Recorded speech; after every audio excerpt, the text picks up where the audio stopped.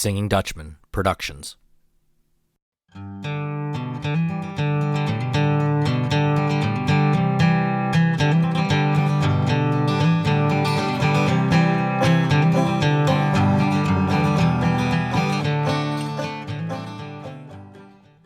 Hello, and welcome to Doug's Front Porch podcast, where I get to sit down with friends old and new and have honest conversations. Let me begin by saying, Happy New Year. As this episode drops on January the 1st of 2024, we are all beginning a new year. For some of us, it is something that we are looking very forward to. Maybe some of us are looking at it with a little bit more intrepidation. We'll talk more about that later on. If you are a friend of the show, then you know that in the past, for my New Year's January 1st edition, I like to read excerpts from my handy dandy Baer's Almanac. Now, if you are listening to Doug's Front Porch for the very first time, welcome, and you're going to find out what the Baer's Almanac is all about. I might as well start right there. As I said, if you have listened to the show in the past, you will know that this is a tradition that I do. Ever since I was a little child, my grandparents always had a copy of the Baer's Agricultural Almanac and Farmer's/Gardener's Guide. For the Pennsylvania Dutch, almanacs have always played a very important role in our year because the almanacs traditionally tell us a lot of information, whether it is forecasting the weather, the moon phases and sun phases for those that plant certain crops and plants by those signs. But also the almanac is just full of entertainment, fun things to read, historical tidbits, information that you just wouldn't get anywhere other than maybe going onto Google and searching each of these topics individually. As a child, I loved reading this as soon as it would come because it was full of so many different things, whether it was history, anniversaries for the year, certain kinds of plants, and what they had medicinally. These things were all found in the almanac, and I just always thought it was such a wealth of knowledge. And then I've learned since then that, almanacs, of course, have been around for a very, very long time. And when we look back at the generations pre-electricity and pre-internet, of course, the almanac was also a form of entertainment. It was something to read on those cold winter nights. But as it is 2024 and it is a brand new year, I would like to turn to my trusty Baer's Almanac, and I just got the 2024 edition back in November. This is their 199th year of publishing this almanac, and the Baers are based out of Lancaster, Pennsylvania. So I would just like to pull a couple highlights from this year's almanac to get you all thinking about things for the new year. But the almanac always starts off the same way on the title page, and just to remind our listeners what year we're actually in. That kind of sounds funny, but I love how Baer's always does this. This is the Agricultural Almanac for the year of our Lord, 2024, being a bisextile or leap year until the 4th of July, the 248th of American independence. And as I mentioned, kind of like the byline, this almanac contains the rising, setting, and eclipses of the sun and moon, the phases and places of the moon, the aspects of the planets, the rising, setting, and southing of the most conspicuous planets and fixed stars, and equation of time, with a variety of useful and entertaining matter. So that's how we kind of get things started off every year with the almanac. And then some things to think about. One thing always is, are we going to have any eclipses this year? And actually, 2024, on April 8th, mark your calendars, dear friends, will be a total eclipse of the sun. I don't think we've had one of these in quite a while that have been visible for most people in the United States. But according to Baer's, and I also looked this up online, that total eclipse of the sun on the 8th of April will be visible for a lot of people who live in the United States. So hopefully the weather will behave itself and we'll have clear skies, and maybe we'll all be able to see that total eclipse of the sun. Baer's does their general information for the year 2024, and just some things here to share with you. The following is an extract from the Centennial Almanac for 2024. The sun is the reigning planet this year, and the sun is moderately good, warm, and dry, a kind planet. It has good aspects, makes persons handsome, curly-haired, strong, magnanimous, thoughtful, peaceable, great, honored, and imparts long life. The year in general, the solar year, is generally dry, less humid, thank God, and moderately warm. Bears, I'm going to hold you to that on that less humid part because I hate humidity. The spring you can look at is temperate. In the commencement, pretty humid, particularly in April, which is very changeable. May is pleasant and dry, but towards the close of the month it will be cold and frosty. The sheep should therefore be kept from the grain fields and also, as much as possible, from the meadows. Looking to the summer, July is not altogether safe from frost, and besides, there will be great drought. August in the commencement will be windy, but afterwards clear and calm. The days are hot, but the nights are cool, and the summer, for the most part, pleasant. Topics for the weather, thinking ahead to this year of 2024. Let's turn to some helpful horoscope hints according to Bears. So I'm going to say each of the zodiac signs, and according to Bears, what your warnings are for 2024. We'll start with Aries, the ram. Here's your warning. Loaf every so often. That's actually good advice for anybody. Taurus, the bull. Warning, watch those horns in the china shop. I know some people that are Taurus, so that's true. Gemini, the twins. Warning, everything can be double, including trouble. That's good too. Cancer, the crab, that's me. Warning, be careful of Caprice. Geez, do I know any Capricorns? Oh, my sister-in-law's a Capricorn. I'll have to be careful around her. No, she's great. Leo, the lion, this is my daughter. Warning, your mind may travel faster than your legs can take you. Virgo, the virgin. Warning, overwork may make naught of thought. That's some good advice there. Libra, the scales. Warning, don't upset the balance. That's a good one. Get it? The scales. Scorpio, warning, don't flare up out of control. That's good for all of us too, though. Sagittarius, the archer. Avoid foolhardy hazards.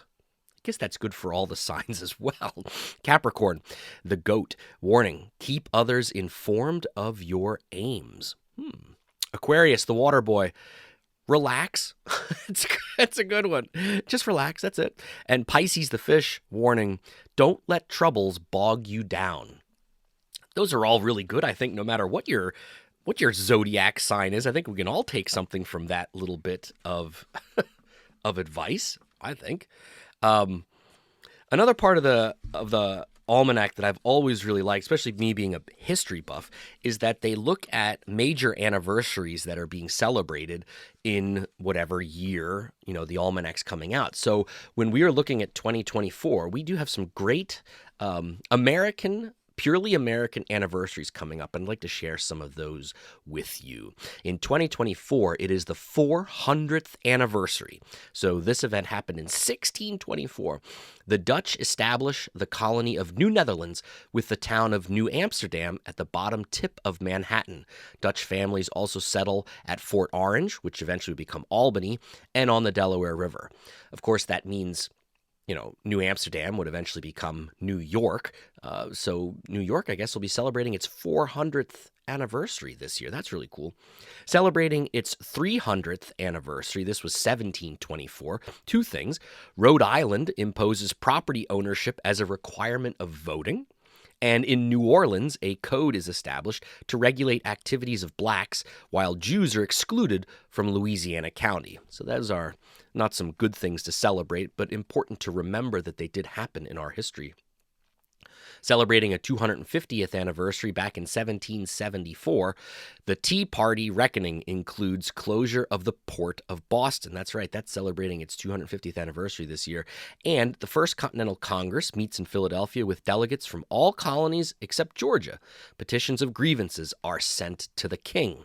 And in those, Thomas Jefferson also asserts the British have no right to rule or legislate for the colonies in a summary view of the rights of British America. It was a foundational document in Jefferson's thoughts and eventually would help influence, of course, the Declaration of Independence 2 years later. Celebrating its 200th anniversary back in 1824, the first school of science and engineering opens its doors in the United States. It is later called the Rensselaer Polytechnic Institute. And the Great Salt Lake is discovered by James Bridger. Quote, discovered because a lot of people knew it existed, just not white Europeans. Also in 1824, this was also an important event. No presidential candidate had received a majority of the electoral votes, causing the election to go to the House of Representatives, where a vote declares John Quincy Adams as the new president. John C. Calhoun had been elected vice president with 182 electoral votes. So it has happened in the past where we didn't have enough electoral college votes, but hopefully that doesn't happen anytime again soon. Celebrating its 150th anniversary back in 1874, Louis Comfort Tiffany opens a factory making elegant glass objects. Of course, we know that his company would go on to become famous. Also, the elephant is established as the symbol of the Republican Party by Thomas Nast, a German immigrant to Pennsylvania, who was a cartoonist for Harper's Weekly. Ironically, or not ironically, but interestingly, Thomas Nast would also be the person that would characterize and draw one of the first representations of our modern-day image of Santa Claus in the 1800s as well. Also celebrating 150th anniversary in this year from 1874, the National Women's Christian Temperance Union is established in Cleveland to promote the prohibition of alcohol. The first electric streetcar is introduced in New York City. Barbed wire is invented by Joseph Glidden, a New Hampshire farmer. And 75 black men or more are killed in Vicksburg, Mississippi when they attack the courthouse. Another sad story from our history, but one that should be told. Celebrating its 100th anniversary back in 1924, the second quota law further restricts immigration other than from Mexico or Canada. Japanese are banned. Ellis Island changes from being an entry point to becoming a detention and deportation point and begins to enter disuse. Also from 1924, George and Ira Gershwin collaborate on the show Lady Be Good on February 12th. Rhapsody in Blue is first performed in New York City at the Aeolian Hall. IBM is founded in New York State. Nellie Taylor Ross of Wyoming is elected as the first woman governor in the United States. Congress passes a law making all native-born Indians U.S. citizens. And in New York, the first Macy's Thanksgiving Day Parade is held. So that'll be celebrating its 100th anniversary later this year. And finally, celebrating a 50th anniversary, so 1974, 6 years before I was born, in February, Patty Hearst, granddaughter of William Randolph Hearst, is kidnapped by a group calling itself the Symbionese Liberation Army. The House Judiciary Committee holds impeachment hearings against President Nixon. 3 articles of impeachment pass, and Nixon resigns officially on August 9th. He is the first United States president ever to resign. The 110-story Sears Tower in Chicago is completed, taking the title of tallest building in the world. The top-grossing movie of the year was Mel Brooks' Blazing Saddles. What a wonderful film. And at the Oscars this year, George Roy Hill's The Sting sweeps with 7 awards. That was a really good film, too. And Hank Aaron beats Babe Ruth's record of 714 career home runs. Those are a lot of really great anniversaries celebrating this year. Some really good things from history, also reminding us of some of our troubled past as well. Towards the end of the Almanac, they always include some highlights from previous editions, so let's go back 150 years, to 1874. And the Baer's Almanac in 1874 published these 2 things as things to think about. The one is, the 3 most difficult things are to keep a secret, to forget an injury, and to make good use of one's leisure. And they also published, the man who gives his children habits of truth, industry, and frugality provides for them far better than by giving them a fortune. I think 150 years later, both of those statements still ring true. There's certain things that just never, that just hold their weight, right, over time. And finally, at the end of every Baer's Almanac, they have a page of, well, I'll call them jokes, I guess. They have this fictitious person by the name of Abner Americanus, who, according to them, is an ancient sage and entertains us in each almanac. So just a couple, I have three of his jokes to share with all of you here before we close. If money doesn't grow on trees, then why do banks have branches? Oh, man. In a democracy, it is your vote that counts. In feudalism, it's your count that votes. That's a good one. And finally, one more from Abner. Did you hear about the painter who was hospitalized? The doctors say it was due to too many strokes. Womp, womp, womp. Those were, of course, some, well, sad trombone jokes, but they were good no matter what. I think they made me chuckle. So there we are, people. We've done a quick dive into the 2024 edition of Baer's Agricultural Almanac and Gardener's Guide, their 199th episode. So that leaves us here at the end of this quick little episode to think about what does the new year bring for all of us. Well, here at the podcast, I'm hoping that it's bringing a year's worth of new episodes. As you know, if you've been listening, we have gone from 2 episodes a month down to 1 episode a month, which seems to be working great. I do have some wonderful interviews already lined up for the new year. Can't wait to share those with you. They'll always be coming out on the 1st of each month. If you ever want to go back and listen to previous episodes, there's over 80 of them archived on the website, but you can also, wherever you get your podcasts from, they're all there too. Some really, really great interviews are there that you can check out or share with your friends or just share on social media. You can be my sounding board out there for people to say, hey, check out Doug's Front Porch. I think you'll really like it. You can also check out the link to get your own front porch swag. You get your own Doug's Front Porch t-shirt or magnet or sticker. Just click that Zazzle link that's there. And I appreciate that if you decide to buy any of that stuff. But as I looked into 2024, it's going to be a big year. Every year, I think, is going to be a big year. I always try to enter every year as on a positive note. I think sometimes I get very melancholy on New Year's Eve. I just think that's natural. I save all my positive energy for New Year's Day. So as I look to 2024, there's some really big things that hopefully will be happening this year for me professionally and also personally. I hope that this year finds all of you in good health. And I wish that that good health continues throughout the year and that you find prosperity and, most importantly, happiness.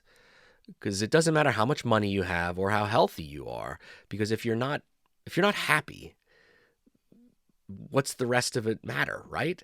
So I hope that all of you can find something that brings you joy this year, and whatever that is, whether it's running, which I think is weird, but some people really enjoy that, or whether it is a new hobby or just playing a guitar around a campfire, whatever it is that brings you joy, do it. Do it often so that you feel that rush of good feelings that go throughout your mind and your body. Maybe it's listening to the podcast. If that's the case, that's great. There's a lot of things that bring me joy, and I know that, and I personally don't take it enough time to practice those, and that's, I guess if I have a resolution, that's going to be my resolution for 2024. Life's too short. We need to enjoy the time that we are given here on this earth, and I hope that all of you find the time to enjoy whatever it is that brings you joy and makes you happy this year. Until next month, dear friends, I hope that you all stay well. Again, blessings on this new year. Happy New Year. I hope that your tables are full of pork and sauerkraut on the 1st, and that it is delicious. It's always going to be delicious because it's pork and sauerkraut, right? Please tell your friends about the good things we're doing here at the podcast, and share the podcast love. Share that front porch love. And until next month, dear friends, please take care. And as we say in Pennsylvania Dutch, Halliges Najaar, or as we say in English, Happy New Year. Thank you for listening to Doug's Front Porch, a conversational podcast with your host, Doug Maidenford. If you enjoyed this episode, I'd love for you to subscribe, rate, and give a review on iTunes, Spotify, or wherever you get your podcasts from. 5 stars only, please. Follow along on Facebook, Twitter, and Instagram. Just look for Doug's Front Porch. Also, please feel free to tell all of your friends about the show, and I'll see you all next time on My Front Porch.